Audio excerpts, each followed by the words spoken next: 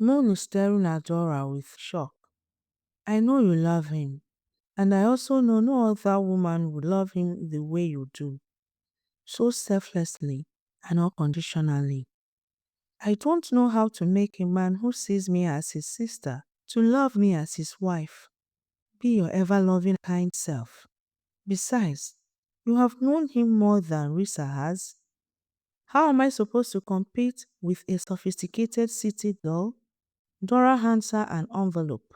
First thing, buy more clothes. Second thing, love him. Third, pretend nonchalance. And fourth, seize the moment. Two ways to a man's heart. His stomach. Luckily, you know all about his favorite foods. And secondly, with your body. What? You are the only woman on earth right now who has a right and a claim to his body. But don't throw yourself at him. Seize the moment. Moon looks very afraid. I don't know how to do the things you have advised. I only know I love him. Why can't that be enough? It will be when he finally accepts your love and loves you back. Moon heaves a sigh and gets to her feet, and they hug. Ozok is holding the door for Moon. Moon hugs Cook. Thank you for everything. Take care of him. Moon smiles shyly. I will. Dora gives her another hug. Please, don't let my son marry a wicked woman. Moon nods, but she's looking very afraid. Please, for goodness sake, we are so late. Take care of yourselves. She hurries into the car, waving them. They wave back. Meg meets IG. Meg hurries with excitement. What is the latest news? IG sighs. They left this morning. Who did? Ozo and Moon. Somehow they settled it and accepted her. What? How that dirty girl can be so lucky shocks me. It baffles me honestly. I am running an errand for Cook. See you later. IJ moves on while Meg covers her face in agony. Dora is in the living room lost in her thoughts. Cook enters. You should be happy. Your plan worked. Not yet. Till I'm invited for a court wedding. This is a beginning. I am afraid that she's too young and too inexperienced to handle my stubborn son. Have a little faith. She has so much goodness in her to turn him around. Dora smiles. Goodness. I hope he's looking for that. We all are. Whether we realize it or not, a man will choose goodness of heart over sophistication and experience any day. I hope you're right. Let's keep our fingers crossed and have faith. They smile at each other. Moon follows Uzo into the living room and looks around in awe at the magnificence of the house. Come along, let me show you to your room. Your house is very beautiful. It's just a house. Come along. I need to call Risa. Let her know I'm back. Of course. She follows him. Moon looks around the beautiful room. She dumps her bag on the bed. I hope you like it. She smiles. Yes, thank you. It's very nice. He begins to dial on his phone. If you are hungry, you will find something to eat in the kitchen. She nods and smiles. Risa is lying down asleep beside the elderly man. Her phone begins to ring. The man wakes up, stretches his hands to pick the call. Uzo opens the door to his bedroom and enters. He looks at the phone and puts it on speaker, drops it on the table and begins to remove his clothes. Chief takes the ringing phone and looks at it. He's about to pick it. Risa stares and wakes. She sees the phone and is shocked. Don't! Chief looks at her. Who is it? The phone stops ringing. My fiancé. She grabs the phone from him and runs to the bathroom. Moon is hanging her clothes. She examines them as she does and shakes her head in self-pity. I need clothes. She sits on the bed and thinks for a while and heaves a sigh. Moon, you have your work cut out for you. Any ideas? She thinks for a while, gets up and leaves the room. He is removing his clothes. His phone rings and he picks it up. Where are you? I've been calling you for ages. So sorry, I was asleep. I just woke up and saw your missed call. When did you come back? I'll be over tomorrow. Can't wait to see you, my love. Yes, I love you. I love you too. He drops the phone on the bed and removes his shirt. He hears a noise and leaves the bedroom. From the stairs, he watches Moon crossing in the living room. He watches her for a while. Suddenly, a flash of the keys outside Oke's house flashes into his mind. He grips the banister and shakes his head. There is shock on his face as he heads back into his room. Moon enters the kitchen and looks around.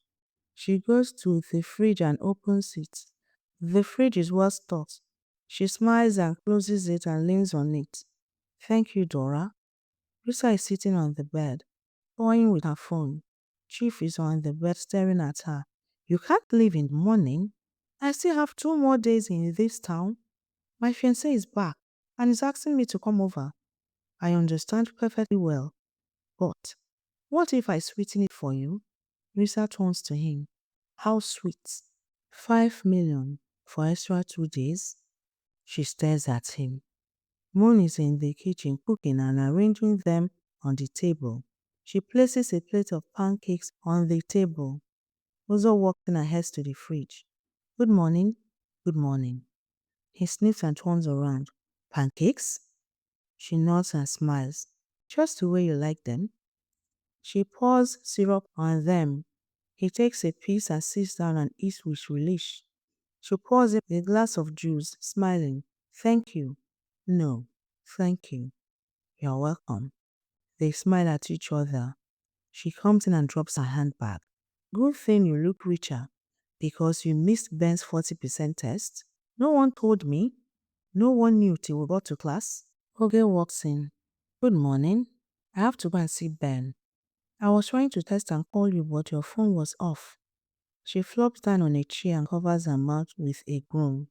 I had to switch it off so Ozok won't suddenly call and Chief suddenly picks. I see. I had better run. She leaves. Moon opens the door and comes in. She lets out a gasp when she sees the stage the room is in. She shakes her head and begins to put things in order. Picks up a shirt and hugs it. Then the image of their kiss flashes past her. She heaves a sigh and dumps the shirt in the wash basket. She turns and begins to leave the room. Ozok is sitting with his staff and friend, Fred. Thanks for the update. That would be all. Did your mother accept her phone apology? That sounded more like essential. Well, phone apology is not good enough, but those are just my thoughts. She did. My mother doesn't know how to bear a grudge. Your fiancé shouldn't take advantage of that. Ozok smiles. Just like other times, this conversation is going nowhere. You hate Risa. Simple. It is more like I don't trust her. Why? What has she ever done to earn your distrust? Like you said, this conversation is going nowhere. Fred begins to leave. Don't forget the 3 p.m. meeting. Fred leaves. Ozok toys with his pen and then goes back to work. He's busy looking at the assessment sheets. Someone knocks on the door. Come in. Risa enters. Good morning, sir. Clarissa Okon. I didn't see you in my class today. I am sorry, sir, but I rephrased that. I never see you in my class, ever. Risa is quiet. What can I do for you? I missed your test, sir. How's that any of my business? Ben relaxes and watches her. Well, sir, I've been ill for quite some time now. That is why you haven't been seeing me in your classes. You may ask my friends. Okay, I will. You may leave. Sir, about the test. Isn't there a way you can help? Ben watches her and smiles. Moon finishes mopping the floor and checks the time. She packs up the bucket and mop stick and leaves. She enters the room and sits on the bed. Then she checks her wardrobe. She picks out the best dress she has and carries it to the mirror. Wish I knew my way around this town. I could buy better dresses. She smiles and makes a face at herself. Lover girl, this will do for now. Risa and Ben are adjusting their clothes. You are something else, girl. I can't believe the day is almost over. How many marks did my day job earn for me? You are definitely making an A in my class. I am more interested in what I'm making now. She walks over to him and watches him record 39. That's 39 over 40. Good. See you soon. She blows him a kiss and leaves. So enters the house. The whole house is sparkling. Moon is dishing food and singing. Ozo watches her as she tries to get a cup from the cupboard, but her hands couldn't reach it. She carries a stool and climbs on it. Suddenly she's falling. Uzo catches her. They both look at each other. He's looking at her lips and bringing her nearer. She closes her eyes, expecting it and accepting the kiss. Suddenly his phone rings, and he picks it up and turns away from her. Hi, love.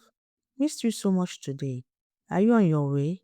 Moon looks at him and turns away hot. Risa is in bed. Chief is coming out from the bathroom. Sweetheart, I am sorry, but I can't leave school yet. It is test week, but I'll be done in 2 days. Thanks, darling. I love you. She calls the phone and winks at Chief. That's my girl. Moon watches as Ozok calls the phone. She quickly puts a smile on her face as Ozok turns to her. Thank you. That fall would have been deadly. He nods and walks over to the dishes. Smells nice. Coconut rice and stewed fresh fish. He lifts the lid. Another of my favorites. Moon nods. Don't tell me you came back with all my favorite stuff. No, I didn't. But your mom was here not long ago. She brought them. I see. Why don't you go wash up? It's almost ready. She smiles at him and he smiles back and leaves. Moon watches him go with emotions. Ozo is in the shower. He's staring straight ahead, lost in his thoughts, thinking about the kiss he shared with Mom. He draws her to him and begins to kiss her. Suddenly the kiss turns very passionate. Ozo catches her. They both look at each other. He's looking at her lips. He shakes his head as if to clear it. Stop it. Get a grip, man. He takes a few steady breaths. Moon and Ozo are eating silently. She looks at him at intervals. He concentrates on his food. She opens her mouth to say something but closes it. She tries again and he looks up. Their eyes meet and holds. She smiles nervously. How was your day? Good, I guess. What did you do all day? I cleaned everywhere, read a little and prepared this meal. What did you read? Some accounting books I found in your study. I hope you don't mind that I borrowed it. Not at all. I didn't know you were interested in accounting. That's what I'm planning to study in the university. Impressive. Give me a number, any number, no matter how large or complicated. I can multiply, add, subtract, and I'll give you the correct answer. Ozo smiles. Okay, here goes. He pauses for a while and brings out his phone. Just to be sure. She smiles and nods. 705,145 plus 582,141 divide 4 and multiplied by 4. 1,287,286. He checks his phone. Wow. How come I never knew this? This is a part of me I have always kept to myself. Maybe I'll hire you when you graduate. What exactly does your company do? Ozo smiles at her with new respect and awe. You do know I'm an architect, right? So we design and build houses, majorly high rises.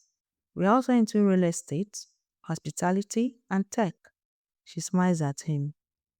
June is locking the door for the day. Oge comes out holding a sheet of paper. What did you get?